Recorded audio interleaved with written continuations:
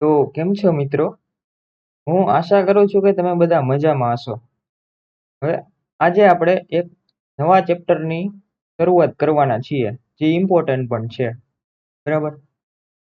તો નવા ચેપ્ટરની સ્ટાર્ટ કરતા પહેલા હું તમને થોડુંક પ્રીવિયસ આપણા જે ચેપ્ટર હતું એનું થોડુંક તમને રિવિઝન કરાવી દઉં. પ્રીવિયસ ચેપ્ટરનું નામ હતું boiler plate and output in C++. બરાબર?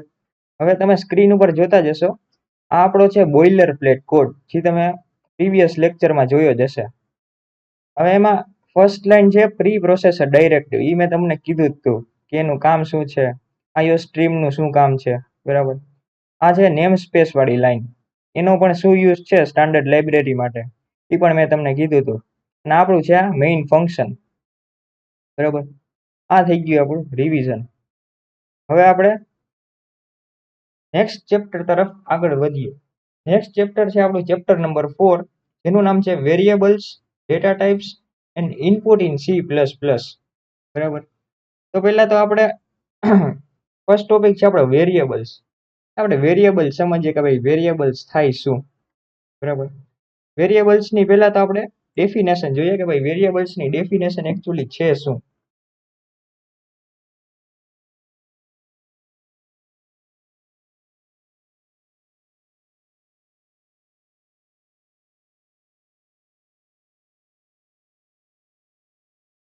A variable is a named memory location used to store data that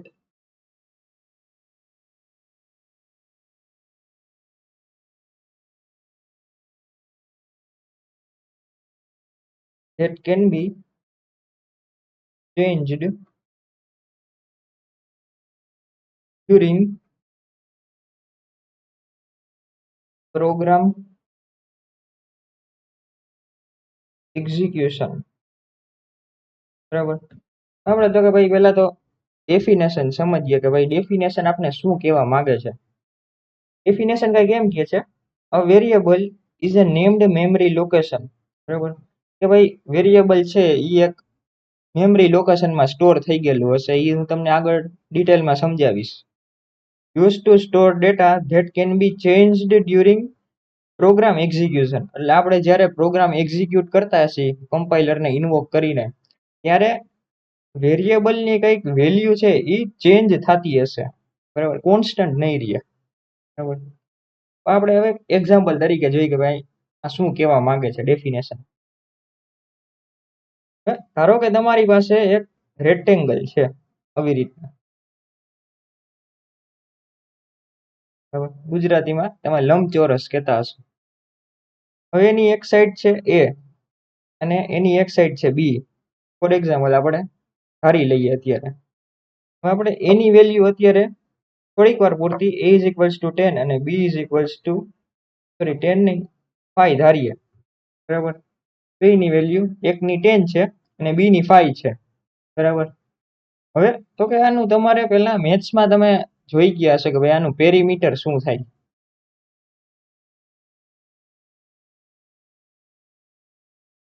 perimeter. બરાબર? પેરીમીટર એટલે તમે મેથ્સમાં પહેલા જોઈ ગયા હશો કે ભાઈ પેરીમીટર એટલે કે આની જે ફરતે લંબાઈ લેન્થ છે, લેન્થ ફરતી બાજુ, એ આપણે કેવી રીતના કેલ્ક્યુલેટ કરવી એને કહેવાય પેરીમીટર. બરાબર? એનું તમે ફોર્મ્યુલા તમે મેથ્સમાં નાના સ્ટાન્ડર્ડમાં શીખી ગયા હશો. ભાઈ 2 ઇન્ટુ A પ્લસ B. બરાબર? હવે એમાં જે આ 2 છે ને એને કહેવાય લિટરલ. ના જે A અને B છે ને એને આપણે કહેશું વેરિયેબલ. બરાબર? હા, લિટરલ શું છે? લિટરલ એટલે કે ભાઈ વેરિયેબલ નું ઓપોઝિટ. ભાઈ લિટરલ એટલે કે ભાઈ ગમે એ એક કોન્સ્ટન્ટ હોય. અત્યારે આપણે 2 લીધો છે આ ફોર્મ્યુલામાં આવે છે, એટલે આપણે 5 પણ લેશું, 10 પણ લેશું, એટલે ગમે એ કોન્સ્ટન્ટ હશે, કોન્સ્ટન્ટ નંબર. બરાબર? અને વેરિયેબલ A અને B એટલે કે ભાઈ વેરિયેબલ છે કે ભાઈ એની વેલ્યુ અત્યારે ભલે 10 છે અને એકની 5 છે. બરાબર? પણ આગળ જતા એ ચેન્જ થઈ શકે છે. આની વેલ્યુ અત્યારે 10 છે અને આની વેલ્યુ અત્યારે 5 છે, બરાબર. તો આ ફ્યુચરમાં 5 થઈ શકે છે અને આ 10 પણ થઈ શકે છે, બરાબર. આ થશે આપણો પેરીમીટરનો.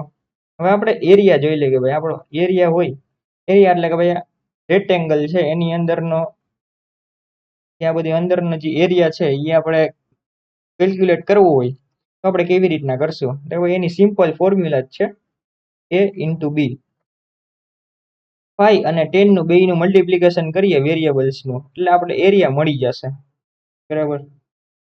આવી રીતના હતું અને આને કહેવાય એસ્ટરિસ્ક માર્ક. મેં તમને પ્રીવિયસ લેક્ચરમાં પણ કીધું હતું, બરાબર. આ જે વેરિયેબલ્સ છે ને એને એક બીજું નામ પણ છે, એને આઈડેન્ટિફાયર્સ પણ કહેવાય.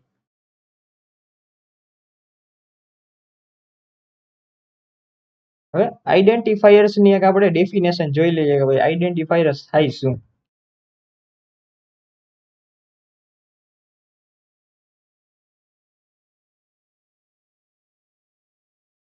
An identifier is a user defined name given to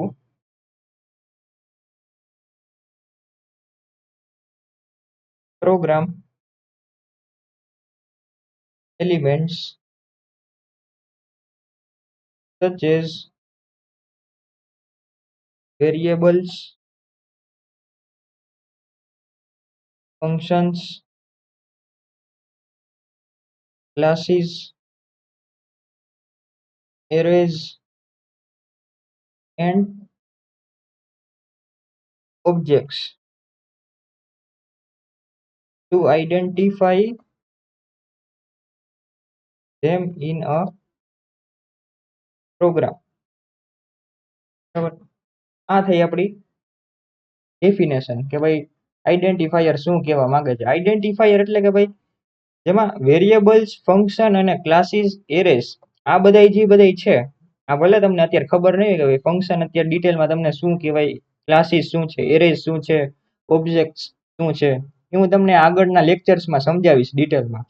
પણ અત્યારે ખાલી એટલું યાદ રાખજો કે આઈડેન્ટિફાયર્સ છે ને એક નામ આપેલું છે આ બધા વેરિયેબલ્સ ને, ફંક્શન્સ ને, ક્લાસીસ ને, કે જેથી કરીને કમ્પાઇલર છે ને એ ઓળખી શકે છે ત્યારે એને આપણો પ્રોગ્રામ રન કરવો હોય, આપણે જે પ્રોગ્રામ એક્ઝિક્યુટ કરીએ અને કમ્પાઇલર જ્યારે એ આખો કોડ સ્કેન કરતું હોય ત્યારે એને ખબર પડે કે ભાઈ આ વેરિયેબલ્સ ક્યાં આપણે લખ્યો, ફંક્શન્સ ક્યાં લખ્યું, ક્લાસીસ ક્યાં લખ્યું, બરાબર. એ આઈડેન્ટિફાયર્સ આપણે કહેશે. આઈડેન્ટિફાયર્સ એટલે કે ધારો કે નામ છે, કોઈ વેરિયેબલ્સનું એક સેપરેટ નામ છે, ક્લાસીસનું એક સેપરેટ નામ છે, ઓબ્જેક્ટ્સનું એક સેપરેટ નામ છે, બરાબર. એવી જ રીતના છે આઈડેન્ટિફાયર્સ, બરાબર. હવે વેરિયેબલ્સ છે એને આપણે સ્ટોર કેવી રીતના કરીએ ને મેમરીમાં એ આપણે જોઈએ. વેરિયેબલ્સ ને પહેલા તો એક કન્ટેનર તમારે લેવાનું છે, બરાબર. કન્ટેનરમાં તમે ધારો કે અત્યારે એ રાખ્યો ને એની અંદર 10 એક વેલ્યુ મૂકી, કેવી રીતના સ્ટોર થઈ, એક કન્ટેનર છે. વેરિયેબલ્સ ને તમે એવી રીતના પણ સમજી શકો કે ભાઈ તમારા ઘરે કિચન હોય, કિચનની અંદર જુદા જુદા તમારા કન્ટેનર્સ હોય, કન્ટેનર્સ ની અંદર જુદી જુદી વસ્તુ મૂકેલી હોય. ભાઈ વસ્તુ છે ને એને કહેશું આપણે વેલ્યુઝ, બરાબર. આપણે 10 છે એ એક વેલ્યુ લીધી અને એ છે એ આપણો આખો કન્ટેનર છે. એટલે કન્ટેનર ની અંદર આપણે 10 આપણે કંઈક નાખ્યું, બરાબર, ઇનપુટ આપણે લીધું, બરાબર. એવી રીતના છે. હવે તો કે ભાઈ મેમરી લોકેશન ની અંદર આપણે વેરિયેબલ્સ ને કઈ રીતે સ્ટોર કરીએ છીએ ને હવે એ આપણે જોઈએ.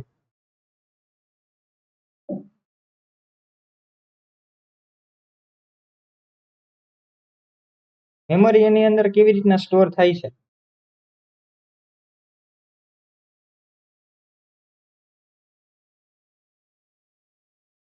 ધારો કે આ તમારી એક મેમરી છે. મેમરી તમે કમ્પ્યુટર અથવા તો લેપટોપ ની અંદર તમે જોઈ જ હશે કે ભાઈ રેમ નામની હોય, રેમ અને રોમ. આ એક નોન વોલેટાઇલ મેમરી હોય કે જે સોરી વોલેટાઇલ મેમરી હોય કે જે તમારું જે લેપટોપ હોય એ શટડાઉન થઈ જાય તો એ મેમરી ઉડી જાય છે અથવા તો ડિલીટ થઈ જાય છે, બરાબર. હવે આ જે એક લેન્ડ તમે કહી શકો, એક લેન્ડ છે, પીસ ઓફ લેન્ડ, એની અંદર જુદા જુદા પ્લોટ છે.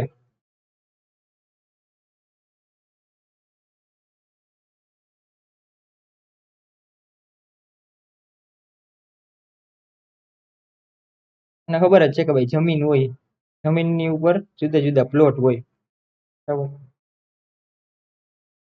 હવે તો કે આમાં પ્લોટ નું કઈક નામ હશે, તો કે ભાઈ આને આપણે નામ આપી દઈએ એ, આને આપણે નામ આપી દઈએ બી, બરાબર. હવે તમને ખબર હશે તો કે ભાઈ એની વેલ્યુ આપણે 10 સ્ટોર કરાવી હતી અને બી ની વેલ્યુ આપણે 5 સ્ટોર કરાવી હતી, બરાબર. એટલે પ્લોટ ની અંદર આપણે કઈક વેલ્યુ સ્ટોર કરાવવાની છે, બરાબર. મેમરીમાં આવી રીતના આપણે વેલ્યુ સ્ટોર થાય છે, ભાઈ આવી રીતના એક ડેટા હોય અને ડેટાની અંદર એમાં કઈક વેલ્યુ સ્ટોર થતી હોય, બરાબર. એ આપણે જોયું. હવે આ જે મેમરીની અંદર a ઇઝ ઇક્વલ્સ ટુ 10 છે, એ આપણે કોડમાં કઈ રીતના લખી શકીએ એ હવે આપણે જોઈએ.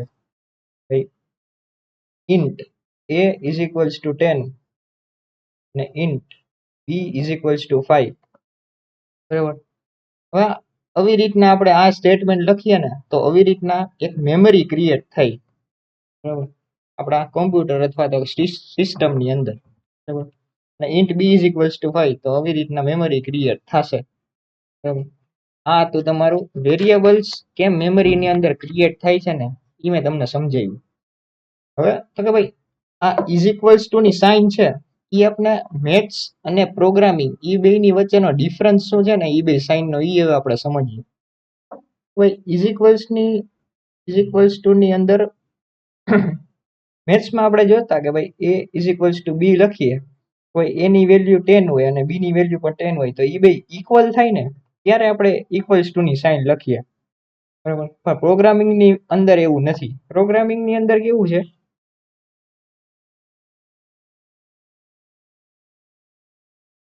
પ્રોગ્રામિંગ ની અંદર a ઇઝ ઇક્વલ્સ ટુ 10 હોય ને, આપણે લખ્યું અત્યારે, બરાબર, a ઇઝ ઇક્વલ્સ ટુ 10, બરાબર.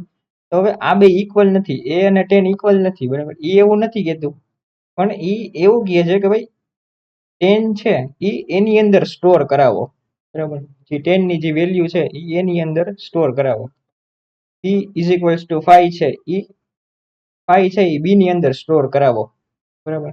એટલે જે રાઈટ હેન્ડ સાઈડમાં જે વેલ્યુ હોય એ લેફ્ટ હેન્ડ સાઈડના વેરિયેબલમાં સ્ટોર થશે, એવું આપણે ઇઝ ઇક્વલ્સ ટુ સાઇન છે ને એ પ્રોગ્રામિંગ આપણે કહેશે, પ્રોગ્રામિંગ લેંગ્વેજમાં, બરાબર. હવે તો કે ભાઈ આજે આપણે વેરિયેબલ્સ ડિક્લેર કર્યા a b, અત્યારે તો આપણે સિમ્પલ વેરિયેબલ્સ જ અત્યારે લીધા છે a અને b. આગળ જતા આપણે કોમ્પ્લેક્સ વેરિયેબલ લેશું, બરાબર. તો એના આપણે થોડાક રૂલ્સ જોઈએ કે ભાઈ કેવી રીતના વેરિયેબલ્સ ડિક્લેર કરવા, એના થોડાક રૂલ્સ હોય એ આપણે થોડાક જોઈએ. નેમિંગ કન્વેન્શન રૂલ્સ, બરાબર. ને આપણે નેમિંગ કન્વેન્શન પણ કહેશું. કન્વેન્શન એટલે ટૂંકમાં એક રૂલ્સ ટાઈપનું, બરાબર. હવે એમાં આપણે ફર્સ્ટ રૂલ એમ કહે છે કે ભાઈ નેમ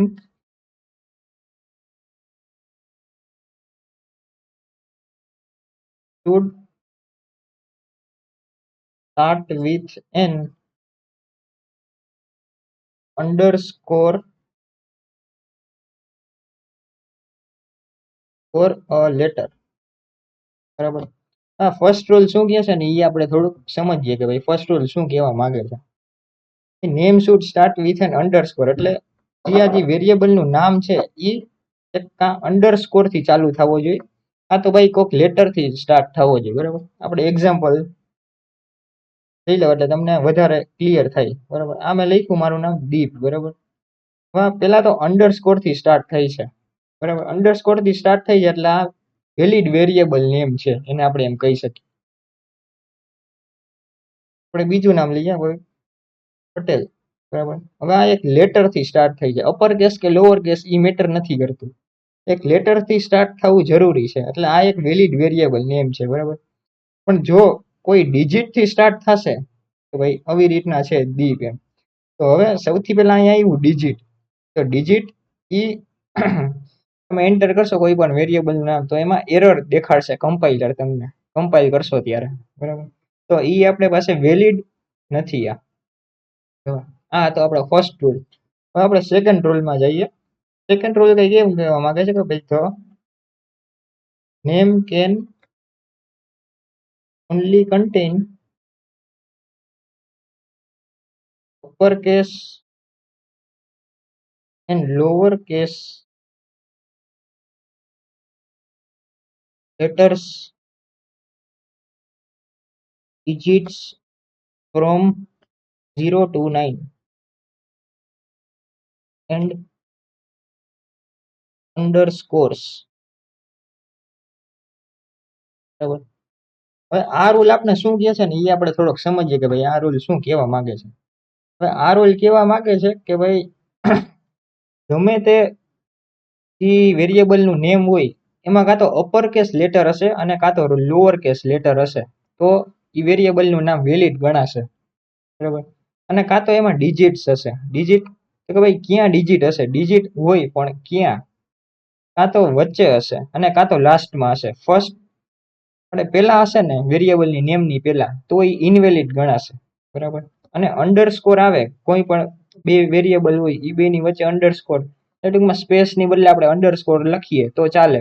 બરાબર. આનો થોડાક આપણે એક્ઝામ્પલ્સ જોઈએ.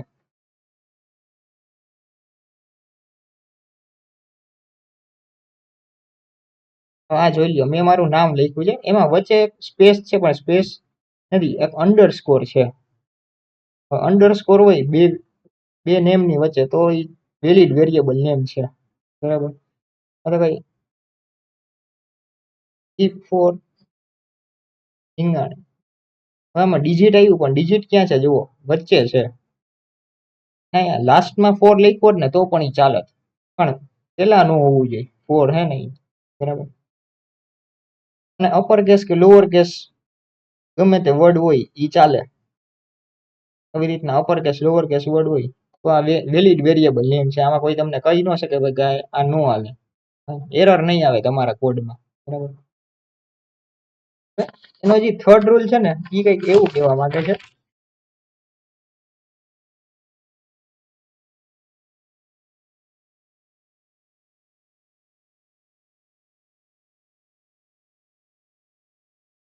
it must not be a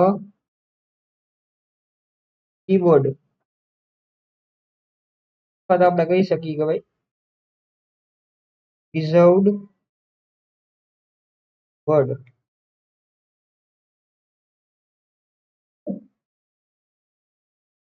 Keyword have a special meaning for the compiler. આ શું કહેવા માંગે છે આ રૂલ તો સમજીએ આપણે કે ભાઈ વેરિયેબલની નેમની અંદર કોઈ પણ કીવર્ડ ન હોવો જોઈએ. કીવર્ડ અથવા તો કઈ રિઝર્વડ વર્ડ. હવે C++ લેંગ્વેજ ની અંદર આપણી પાસે 90+ કીવર્ડ્સ છે. કીવર્ડ છે. બરાબર. 90+ જેટલા કીવર્ડ એ આપણે કોઈ યાદ રાખવાની જરૂર નથી. બરાબર. અને એ કોઈ તમને ઇન્ટરવ્યુમાં પૂછશે નહીં કે ભાઈ 90 તમારે કીવર્ડ છે એ મોઢે બોલો. બરાબર. એવું કોઈ નહીં કહે. કીવર્ડ્સ કયા કયા હોય ને એ તો હું તમને કહી દઉં. જેમ કે ભાઈ @ છે, હેશટેગ છે. બરાબર. પછી તો કે ભાઈ રિટર્ન છે, કોન્સ્ટ છે, ઇન્ટ છે, એક્સેટ્રા. આવા બધા રિઝર્વડ વર્ડ છે. રિઝર્વડ વર્ડ એટલે કે ભાઈ કોઈ પણ આઈડેન્ટિફાયર હોય ને મેં તમને કીધું હતું આઈડેન્ટિફાયર શું હોય. હવે આઈડેન્ટિફાયર ને તમે વેરિયેબલના નેમની અંદર ઇન્ક્લુડ ન કરી શકો. બરાબર. ફોર એક્ઝામ્પલ તમને એવું કહું કે ભાઈ ઇન્ટ a = 10 છે. આ એક વેલિડ લાઈન છે પ્રોગ્રામિંગ કોડની. બરાબર. પણ જો તમે આવું લખો ઇન્ટ = 10 તો આ તમને એરર દેખાડશે. કોઈ કમ્પાઇલર સમજી નહીં શકે. આ તો ચાલો સમજે કે ભાઈ આઉટપુટ છે ઇન્ટીજર ટાઈપ હશે. આ ઇન્ટ શું છે ને એ કન્ફ્યુઝર કમ્પાઇલર છે એ કન્ફ્યુઝ થઈ જશે. બરાબર. એવી રીતના હતું તો ભાઈ ઇન્ટ @ = 10, બરાબર. આ છે એમાં પણ તમને એરર દેખાડશે કમ્પાઇલર. આ હતા આપણા 3 રૂલ્સ, બરાબર. હવે થોડીક આપણે એક પ્રેક્ટિસ ક્વેશ્ચન્સ જોઈએ કે જેથી કરીને તમને વેરિયેબલ્સ નેમ કેવી રીતના તમારે ડિક્લેર કરવા એ તમને સમજાઈ જાય.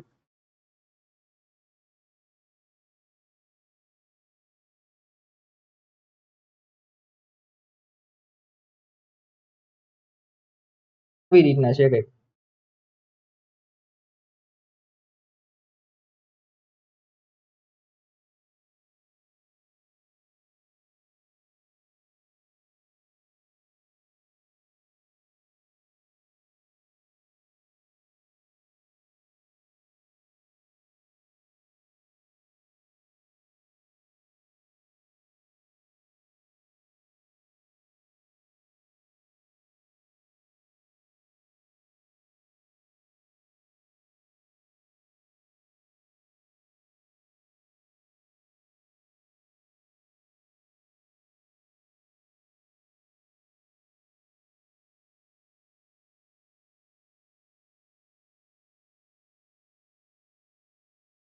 હવે તમને મેં 7 એક્ઝામ્પલ આપ્યા છે. અત્યારે તમારે આ વિડીયોને પોઝ કરી અને તમારે આઈડેન્ટિફાઈ કરવાનું છે કે ભાઈ કયો વેરિયેબલનું નેમ છે એ વેલિડ છે કે નહીં, એટલે અથવા તો કે ભાઈ સાચું વેરિયેબલનું નામ છે કે નહીં એ તમારે ચેક કરવાનું છે, બરાબર. હવે તો આપણે સ્ટાર્ટ કરીએ. My name. હવે આમાં જુઓ તમે અપર કેસ અને લોઅર કેસ લેટર છે એ તો કમ્પાઇલર એક્સક્લુડ કરી દેશે, બરાબર. એટલે સાચું વેરિયેબલનું નેમ છે કારણ કે આમાં ફર્સ્ટ ડિજિટ થી સ્ટાર્ટ નથી થતો, બરાબર. હવે એમાં માર્ક્સ છે એમાં ફર્સ્ટ અંડરસ્કોર આવે છે, બરાબર. હવે અંડરસ્કોર ઈ કમ્પાઇલર ચલાવી લે છે કે ભાઈ એમાં કોઈ એરર નહીં આવે તમને, તો આ પણ એક વેલિડ કહેશું કે ભાઈ વેરિયેબલ નેમ છે. Average score. હવે જુઓ આ બે નેમ છે એ બેની વચ્ચે થોડીક સ્પેસ છે, અહીંયા તમને દેખાતી હશે. તો આ સ્પેસ છે ને ઈ C++ ઇગ્નોર કરશે અને ઇગ્નોર કરશે એટલે કમ્પાઇલર એરર થ્રો કરશે, બરાબર. તો કે ભાઈ ટોટલ માર્ક્સ એ તમને માય નેમ જેવું જ દેખાશે, એટલે આ પણ એક વેલિડ વેરિયેબલ નેમ પણ છે. હવે જુઓ અહીંયા 1 સ્ટુડન્ટ.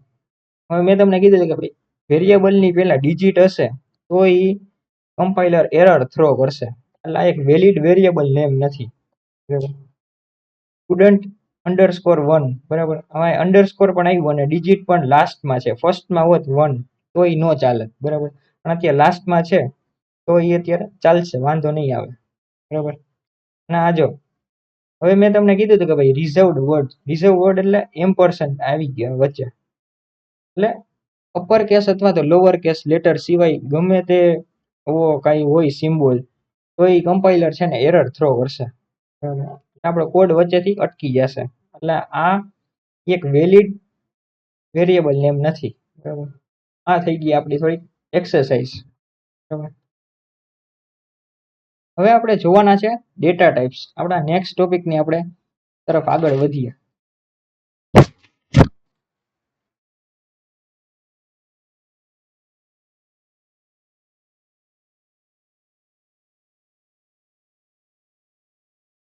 Data types. તો કે ભાઈ ડેટા ટાઈપ્સ છે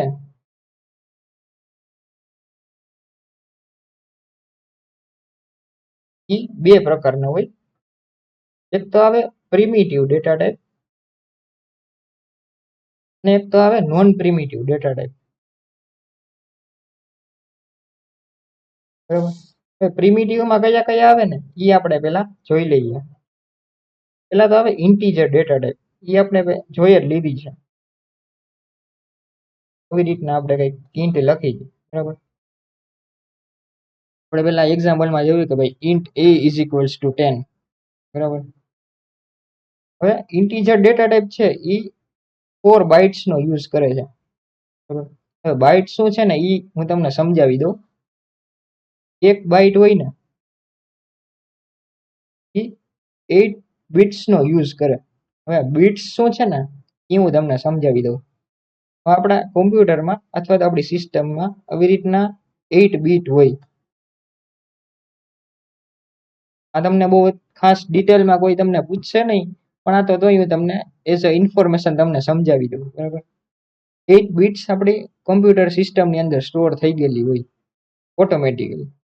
એમાં 0 1 0 1 0 1 ની જુદા જુદા કોમ્બિનેશન હોય, એવું કઈ ફિક્સ ન હોય કે ભાઈ 0 1 0 1 એવું જ આવે.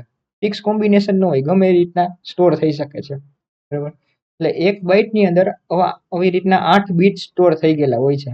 એવી રીતના 4 બાઇટ હોય ઇન્ટીજર ટાઈપમાં. એ આપણે આગળ પ્રેક્ટિકલમાં જોશે કે ભાઈ ઇન્ટીજરમાં 4 જ બાઇટ છે કે નહીં, બરાબર.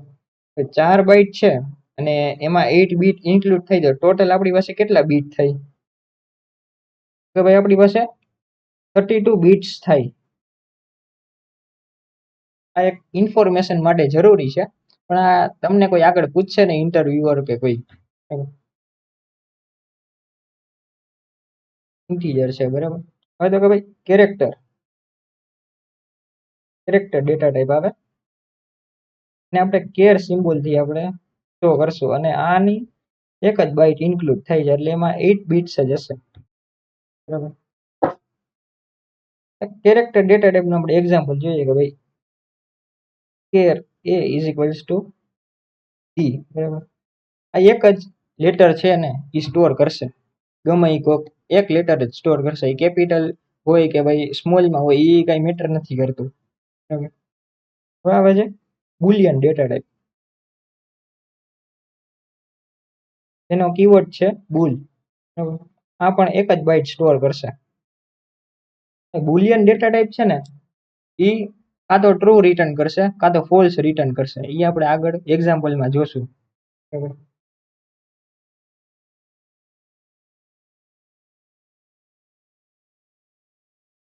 Is age greater than equal to 18, બરાબર. હવે આ કન્ડિશન જો સાચી હશે તો ટ્રુ રિટર્ન કરશે અથવા તો ફોલ્સ રિટર્ન કરશે. અત્યારે તમે આ કઈ સમજવાનું નથી, જસ્ટ તમારે આ ફોકસ કરવાનું છે કે ભાઈ કેવી રીતના આપણે કીવર્ડ લખી છીએ અને કેવી રીતના એનું આઉટપુટ ને ઇનપુટ આપણે કઈ રીતે આપણે એમાં સ્ટોર કરીએ છીએ, બરાબર. હવે ફોર્થ ડેટા ટાઈપ છે ફ્લોટિંગ પોઈન્ટ. ફ્લોટિંગ પોઈન્ટ, બરાબર, જેને આપણે ફ્લોટ કીવર્ડ થી યુઝ કરશું, બરાબર. આ છે ને ઈ 4 બાઇટ્સ નો યુઝ કરશે.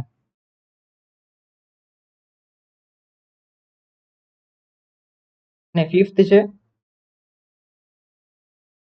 ડબલ પોઈન્ટ, જે ડબલ કીવર્ડ થી શો થાય છે. આની છે 8 બાઇટ્સ, બરાબર. જે ફ્લોટ અને ડબલ છે ને એનું વર્ક ફંક્શન તો એક જ છે. તમને સમજાવું એક્ઝામ્પલ થી, ભાઈ float a is equals two 3.14 store કરાવવું હોય, બરાબર, તો તમે ફ્લોટ થી પણ સ્ટોર કરાવી શકો. ફ્લોટ અને ડબલ નું એક જ કામ છે કે ભાઈ ડેસિમલ વેલ્યુ કોઈ હોય, ડેસિમલ નંબર, એને આપણે સ્ટોર કરાવવું હોય ને તો ફ્લોટ કીવર્ડ નો આપણે યુઝ કરવો પડે પેલા, બરાબર. જેમ કેમ આપણે ઇન્ટીજર સ્ટોર કરાવતા હોય તો int a is equals two 1 લેતા, બરાબર. એવી જ રીતના છે double a is equals two 3.14, બરાબર. તો ડબલ કીવર્ડ નો પણ તમે યુઝ કરી શકો. હવે તમને લાગશે, એક ડાઉટ આવશે, ભાઈ ફ્લોટ અને ડબલ છે એ બે ની યુઝ તો સેમ જ છે કે ભાઈ ડેસિમલ વેલ્યુ સ્ટોર કરાવી, બરાબર. પણ એ બે ડેસિમલ વેલ્યુ, ડેસિમલ પછી કેટલા ડિજિટ સ્ટોર થશે ને એ ફ્લોટ અને ડબલ વચ્ચેનો ડિફરન્સ છે, બરાબર. હવે તમે જોઈ જ શકશો કે ભાઈ ફ્લોટમાં 4 બાઇટ્સ નો યુઝ થાય છે અને ડબલમાં તો કે 8 બાઇટ્સ નો યુઝ થાય છે. જો તમને સમજાણું હશે તો 4 બાઇટ્સ એટલે તમે ફોર એક્ઝામ્પલ સમજી શકો છો કે ભાઈ એક આ 4 BHK નું મકાન છે અને એક 8 BHK નું મકાન છે, તો આપણે લોજિકલી ખબર પડે જ કે ભાઈ 4 BHK ના મકાનમાં ઓછા માણસો રહી શકે 8 BHK કરતા, બરાબર. 4 BHK માં રહી જ શકે, કોઈ પ્રોબ્લેમ નથી, પણ થોડીક એમાં ગીચ થાય, બરાબર. કમ્ફર્ટેબલી રહી ન શકીએ આપણે 8 BHK ના મકાનમાં કમ્ફર્ટેબલી આપણે રહી શકીએ, બરાબર. એવી રીતના તમે એક્ઝામ્પલ અત્યારે સમજી શકો છો, પછી હું પ્રેક્ટિકલમાં તમને સમજાવીશ કે ભાઈ એનો ડિફરન્સ શું થાય, બરાબર. હવે આવે છે non primitive data type. Non primitive data ટાઈપમાં એમાં બે હોય છે. એટલે એમાં કેટલી બધી હોય છે, પણ આપણે અત્યારે નોન પ્રિમિટિવ ડેટા ટાઈપ આપણે અત્યારે નહીં સમજીએ, બરાબર. એ આપણે નેક્સ્ટ લેક્ચરમાં આપણે ડિટેલમાં સમજશું, બરાબર. એમાં હોય એરે, સ્ટ્રિંગ, એક્સેટ્રા, બરાબર. અત્યારે બે સમજીએ કે ભાઈ નોન પ્રિમિટિવ એટલે આ નોન પ્રિમિટિવ વાળી ડેટા ટાઈપ છે ને, એ આપણે આગળના લેક્ચરમાં ડિટેલમાં સમજશું. એનું એક આપણે જુદું જ ચેપ્ટર રાખશું, બરાબર. હવે તો કે ભાઈ આપણે હજી ડેટા ટાઈપ આપણે જોઈ કે ભાઈ કઈ રીતના આપણે કેટલા બાઇટ્સ ની આપણે સ્ટોર થઈ છે એ આપણે જોઈએ. હવે આપણે એ પ્રેક્ટિકલમાં જોઈએ કે ભાઈ શું એની સાઈઝ એટલી જ છે કે નહીં, બરાબર. એ આપણે એકવાર જોઈ લઈએ. આપણે આવી ગયા છીએ વિઝ્યુઅલ સ્ટુડિયો કોડમાં, બરાબર. સૌથી પહેલા તો આપણે ઇન્ટીજર ડેટા ટાઈપ લઈએ.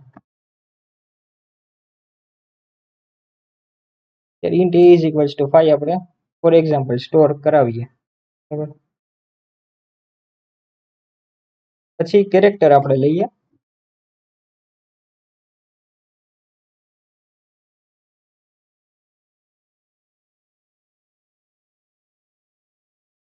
પછી આપણે લઈએ ફ્લોટ.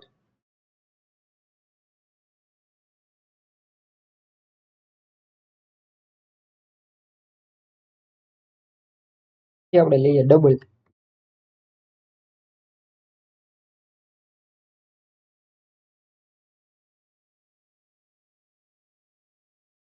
અને લાસ્ટ આપણી પાસે છે બુલિયન.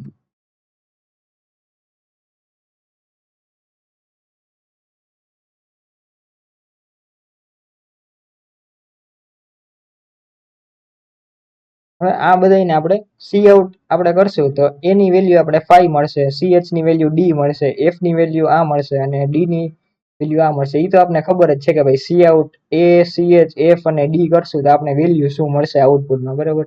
એ આપણે અત્યારે નથી જોતા, આપણે અત્યારે એની સાઈઝ જોઈએ છીએ કે ભાઈ ઇન્ટ ડેટા ટાઈપ છે, કેરેક્ટર ડેટા ટાઈપ છે, ફ્લોટ ડેટા ટાઈપ છે, ડબલ છે, બુલિયન છે, એની આપણે કેટલા બાઇટ સ્ટોરેજ સ્પેસ લે છે એ આપણે જોશું અત્યારે, બરાબર. તો એ જોવા માટે આપણે સૌથી પહેલા સી આઉટ કરશું.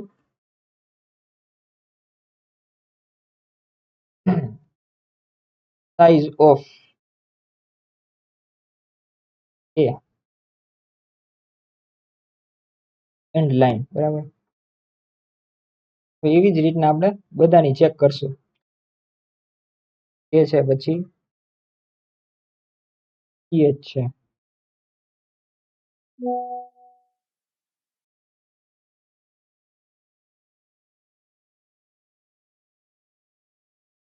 f છે, d છે ને પાસ્ડ છે,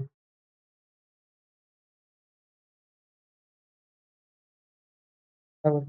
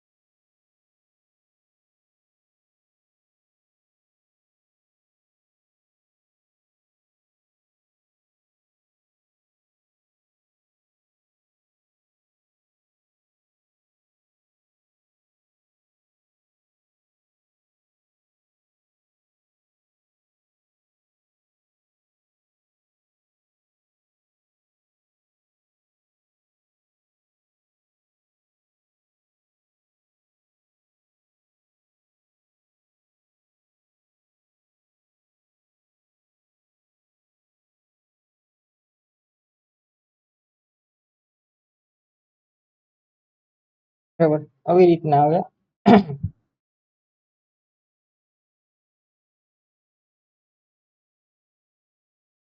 હવે આપણે જોઈએ કે ભાઈ આઉટપુટમાં અમને શું મળે છે, બરાબર.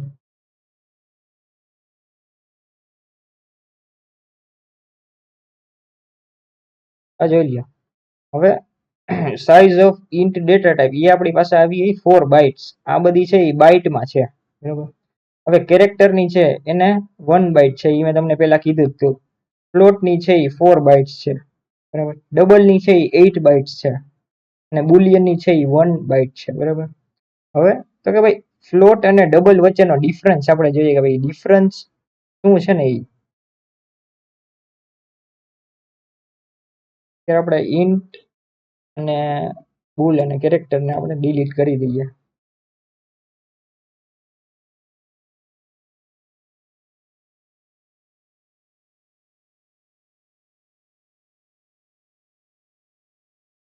હવે આપણે એ બેના ડિફરન્સની નો ડિફરન્સમાં પ્રિસિઝનનો ડિફરન્સ છે. હવે પ્રિસિઝન શું હોય શું કઈ એ હું તમને અત્યારે સમજાવું છું કે ભાઈ પ્રિસિઝન છે ને પ્રિસિઝન આપણે એવી રીતના કંઈક સમજીએ.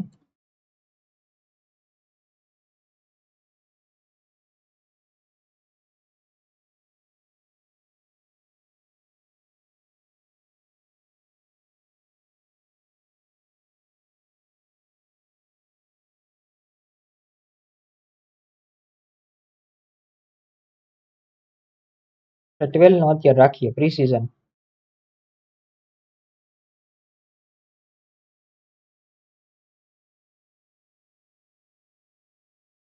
આવી અત્યારે 12 રાખીએ અને આની આપણે ફ્લોટ અને ડબલ ની કઈક થોડીક વેલ્યુ લઈ લઈએ. ફોર એક્ઝામ્પલ આપણે આટલી વેલ્યુ લીધી અને ડબલ ની પણ આપણે એટલી જ વેલ્યુ લઈએ. બરાબર.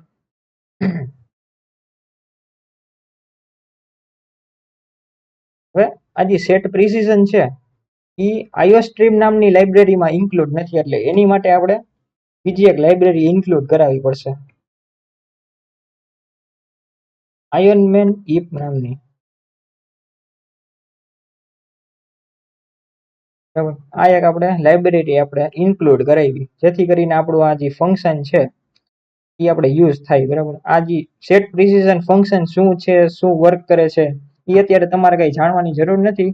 આ તો ખાલી તમને એક ડિફરન્સ સમજાય છે એટલા માટે તમને દેખાડું છું. હવે આપણે આને રન કરીએ તો આપણે આનો આઉટપુટ જોઈ લઈએ. એફ છે અને ઈ છે. બરાબર. એ બે નો આપણે આઉટપુટમાં વેલ્યુ શું આવશે ને એ આપણે જોઈ લઈએ અત્યારે.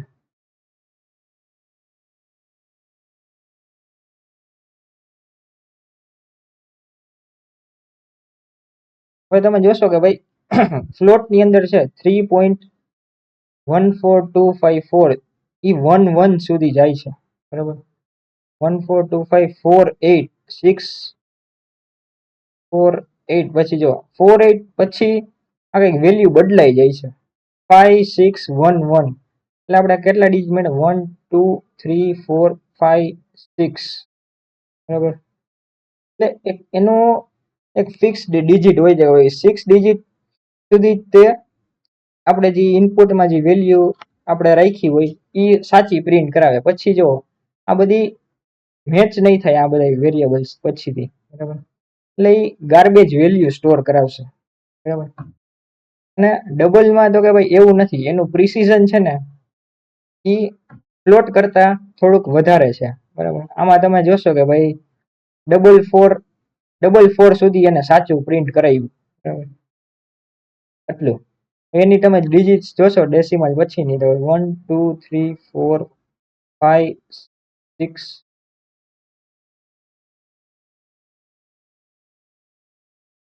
11 ડિજિટ્સ સુધી એને સાચું પ્રિન્ટ કરાવ્યું. બરાબર. એટલે મેઇન ફરક એટલો જ છે કે ભાઈ આ જે ફ્લોટની જે ડેસિમલ પછીની વેલ્યુ છે ને એ આ થોડીક જ સાચી સ્ટોર કરાવશે અને જે ડબલની છે એ વધારે સ્ટોર કરાવશે. બરાબર. ડબલ ડેટા ટાઈપ છે. હવે જનરલી ફ્લોટ ડેટા ટાઈપની જે લિમિટ હોય 7 ની હોય અને ડબલ ની હોય એ ઓલમોસ્ટ એની ડબલ હોય 15 અથવા તો ભાઈ 14 ડિજિટ્સ ની હોય. બરાબર. આ તો મેઇન ડિફરન્સ ફ્લોટ અને ડબલ ડેટા ટાઈપનો. બરાબર. હવે આપણે કમેન્ટ્સ જોઈએ કે ભાઈ કમેન્ટ્સ થાય શું આપણા કોડની અંદર. બરાબર.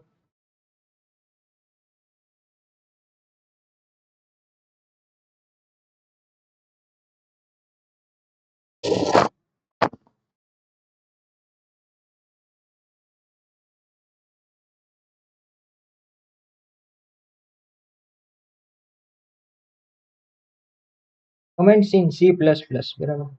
હવે કમેન્ટનો યુઝ શું છે ને એ હું તમને પહેલા કહી દઉં. કમેન્ટ્સનો યુઝ છે ને ગમે એ પ્રોગ્રામ હોય એ પ્રોગ્રામનું પહેલા તો નામ દેવા, અથવા તો કે ભાઈ જે પ્રોગ્રામ જેને લખ્યો છે એ ઓથરનું નામ દેવા આપણે યુઝ કરી શકીએ. પછી પ્રોગ્રામ ક્યારે બન્યો છે એની ડેટ દેવા પણ તમે યુઝ કરી શકો. એટલે જનરલી જે કમેન્ટ્સ હોય ને સી પ્લસ પ્લસમાં એક એવો બ્લોક ઓફ કોડ હોય કે જે તમે જ્યારે કમ્પાઇલરને ઇન્વોક કરીને રન કરશો તમારો કોડ, તો ત્યારે એ કમેન્ટ્સને એક્સક્લુડ કરશે. એટલે કમેન્ટ એ રન નહીં થાય, બરાબર. એ હું તમને આગળ સમજાવીશ પ્રેક્ટિકલ કરતી વખતે. અત્યારે આપણે જોઈએ કે ભાઈ કોમેન્ટ્સના અત્યારે બે ટાઈપ હોય. એક તો હોય છે સિંગલ લાઈન કમેન્ટ.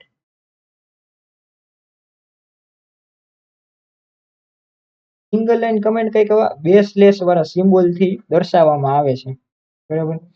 હવે આની અંદર તમે ગમે એ તમે લખી શકો ભાઈ ધીસ ઇઝ અ કમેન્ટ, બરાબર.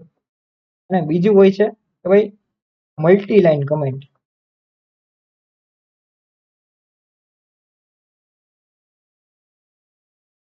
એનો કંઈક સિમ્બોલ એવો હોય છે સ્ટાર્ટિંગમાં,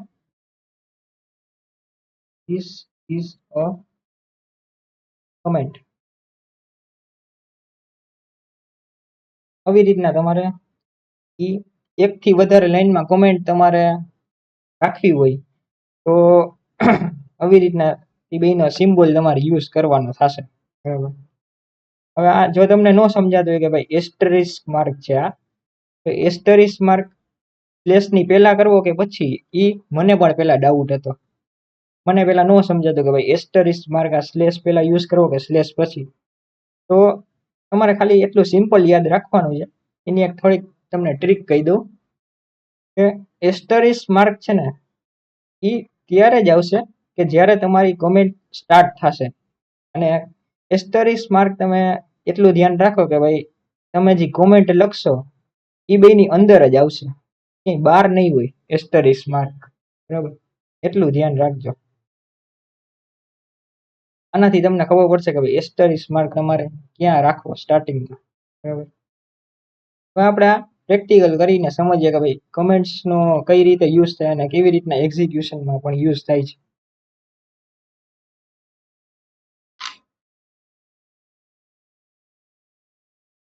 ફોર એક્ઝામ્પલ આપણે કોડ એમને રહેવા દઈએ. હવે મારે આ લખવું છે કે ભાઈ આ એક કમેન્ટ પાસ કરું છું કે ભાઈ this is a difference between float and double. હવે જો આવી રીતના હું કોમેન્ટ લખીશ ને ગમે કે ભાઈ આવા મારે કેવું છે, કોઈ પણ બીજો કોઈ પ્રોગ્રામર હોય કે ભાઈ આ પ્રોગ્રામ મેં શેનો લખ્યો છે, તો આ હું જ્યારે રન કરીશ ને ત્યારે આપને એરર બતાવશે. અત્યારે જો કમ્પાઇલ કર્યું ને ત્યારે જ કમ્પાઇલરે એરર દેખાડી દીધી, બરાબર. હવે આ એરરને આપણે જો કમ્પાઇલરને ન કેવું હોય કે ભાઈ કમ્પાઇલરને આ લાઈન એક્સક્લુડ કરવી હોય તો આપણે ડબલ સ્લેશનો યુઝ કરશો. આ થશે એક આપણી કોમેન્ટની લાઈન, બરાબર. આ થશે આપણી સિંગલ લાઈન કોમેન્ટ. આ આપણે જ્યારે કમ્પાઇલરને ઇન્વોક કરશું અને એક્ઝિક્યુટેબલ ફાઇલ રન કરશું ત્યારે આપણે આ કોડ સાચો દેખાડશે, બરાબર. આ હતી આપણી સિંગલ લાઈન કોમેન્ટ. હવે મલ્ટી લાઈન કમેન્ટ જો તમારે કરવી હોય તો મેં તમને સિમ્બોલ કીધો હતો કે ભાઈ સ્લેશ પછી એસ્ટરિક, આપણે VS કોડ ઓટોમેટિક આપણે જનરેટ કરીને દે છે કમેન્ટ, બરાબર. આ તમારે મલ્ટી લાઈન કમેન્ટ થઈ જશે, ધીસ ઇઝ અ કોમેન્ટ. આ તમારે એકથી વધારે લાઈનમાં કોમેન્ટ લખવી હોય તો આવી રીતના તમારે આનો યુઝ કરવાનો, બરાબર. આ પણ કોડ આપને સાચો જ દેખાડશે. આ કોમેન્ટ એક્સક્લુડ કરશે કમ્પાઇલર. હવે કોમેન્ટનો તમને શોર્ટકટ કહી દઉં કે ભાઈ તમારે આ રીતના કોમેન્ટ ન લખવી હોય કે આ મેં રેન્ડમ કઈ લખ્યું, બરાબર. હવે આનો એક શોર્ટકટ છે કે ભાઈ તમારે જે પાર્ટ તમારે કમેન્ટ કરવો હોય ને કોડમાં એને તમારે પહેલા સિલેક્ટ કરી લેવાનો, બરાબર. સિલેક્ટ કરી લીધો પછી તમારા કીબોર્ડમાં કંટ્રોલ અને સ્લેશ એ બે એક સાથે દબાવવાનું છે, બરાબર. એ બે તમે એક સાથે દબાવશો ને એટલે જે પાર્ટ તમે સિલેક્ટ કર્યો છે ને એ પાર્ટ તમારો ઓટોમેટિકલી કમેન્ટ આઉટ થઈ જશે, બરાબર. આ હતી એક આની શોર્ટકટ કી, બરાબર. હવે આપણે ચેપ્ટરના લાસ્ટ પાર્ટ ઉપર જઈએ કે ભાઈ લાસ્ટ પાર્ટ શું છે, બરાબર. એનું નામ છે ઇનપુટ ઇન C++, બરાબર.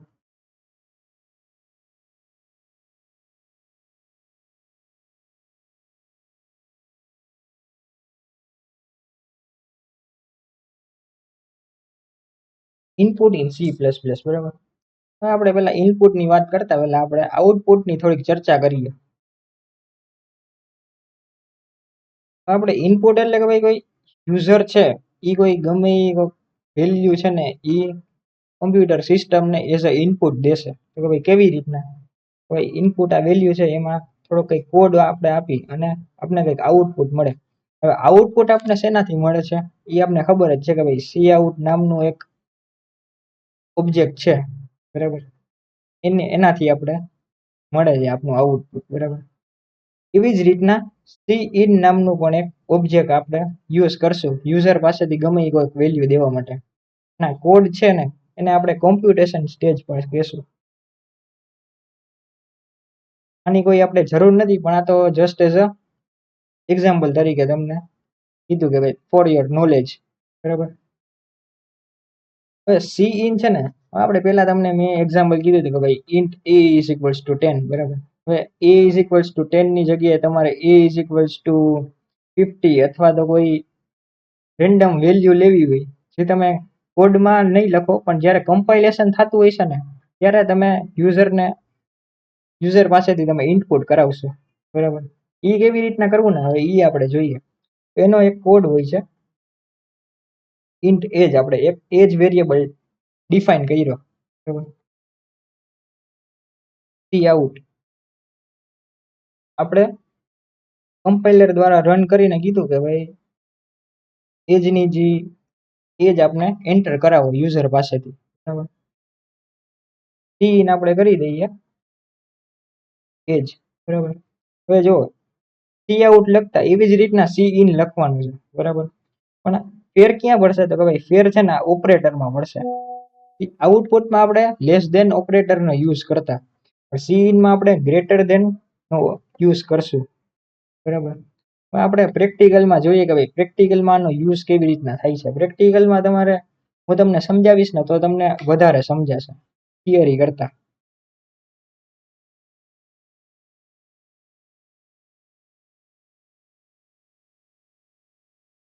આપણે અત્યારે ડિલીટ કરી નાખીએ.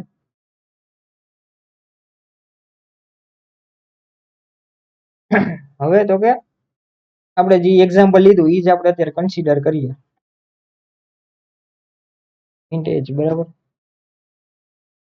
સી આઉટ આપણે કરી દઈએ એન્ટર યોર એજ.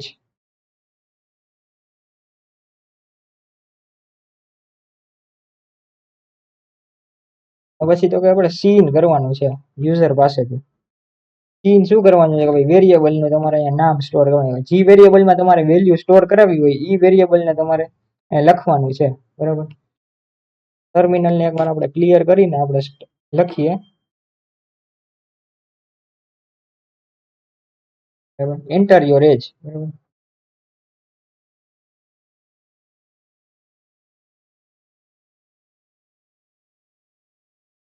હવે આવી રીતના કંઈક આવ્યું એન્ટર યોર એજ, એવી રીતના. હવે આપણે તો પેલા શું કરતા હતા કે ભાઈ int a is equals two 10 આપણે ફિક્સ કરી દેતા કે ભાઈ એ 10 જ હોય, બીજી કઈ આપણે વેલ્યુ આપણે સિલેક્ટ ન કરતા, બરાબર. હવે આમાં તમે ગમે તે વેલ્યુ અત્યારે સિલેક્ટ કરી શકશો, બરાબર. કે ભાઈ 25 આપણે લીધી, બરાબર. ભાઈ આપણે એજની વેલ્યુ છે એ આપણે એજ વેરિયેબલમાં સ્ટોર થઈ ગઈ, બરાબર. હવે એને આપણે પ્રિન્ટ કરાવી હોય તો એ આપણે કઈ રીતના કરાવશું ને એ આપણે જોઈએ. પ્રિન્ટ કરાવતા તો આપણે આવડે જ છે.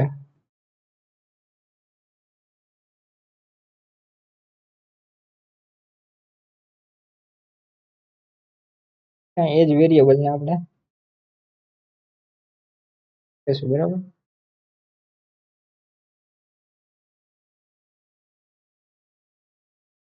આપણે એજ કરી 25 અને જો યોર એજ ઇઝ 25 એવું આપણે આઉટપુટમાં શો કર્યું, બરાબર.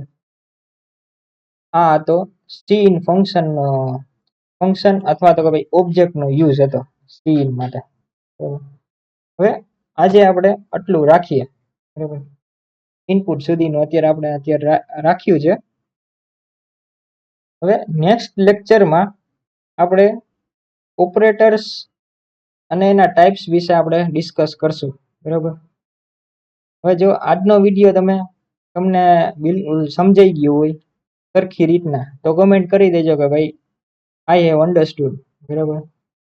અને નો સમજાણું હોય તો પણ કમેન્ટ કરી દેજો કે ભાઈ મને આ પાર્ટ નથી સમજાણો, તો હું તમને નેક્સ્ટ અથવા તો એનો નવો વિડીયો બનાવીશ જેથી તમને એ સમજાવવાની ટ્રાય કરીશ, બરાબર. અત્યારે મેં 3 કોન્સેપ્ટ સમજાવ્યા. પેલો હતો ભાઈ વેરિયેબલ્સનો, બરાબર. બીજો હતો ડેટા ટાઈપ્સનો અને ત્રીજો હતો આપણો ઇનપુટ, બરાબર. એની મેં તમને સમજાવવાની ટ્રાય કરી, બરાબર. હવે આ વિડીયો જો તમને મારો ગમ્યું હોય અને બધા એ કોન્સેપ્ટ સમજાઈ ગયો હોય તો આ વિડીયોને એકવાર લાઈક કરી દેજો, મારી ચેનલને સબસ્ક્રાઈબ કરી દેજો. અને મારા એક પણ વિડીયો તમારે મિસ ન કરવા હોય અને જો તમારા નોટિફિકેશનમાં એ વિડીયો દેખાડતા હોય અને મારી ચેનલમાં તમારે દર વખતે ન આવવું હોય નવા વિડીયો જોવા, બરાબર. નોટિફિકેશનમાં તમારે એ વિડીયો જોતો હોય તો એક સબસ્ક્રાઈબની બાજુમાં એક બેલ આઇકન હોય છે, એ તમારે એમાં સિલેક્ટ કરીને ઓલ તમારે કરી દેવાનું છે. એટલે તમારે હું ગમે તે વિડીયો અપલોડ કરીશ એનું તમને નોટિફિકેશન આવી જશે, બરાબર. તો આજે આપણે આટલું રાખીએ. નેક્સ્ટ લેક્ચરમાં આપણે નવું કંઈક જોશું આપણે, બરાબર. Thank you.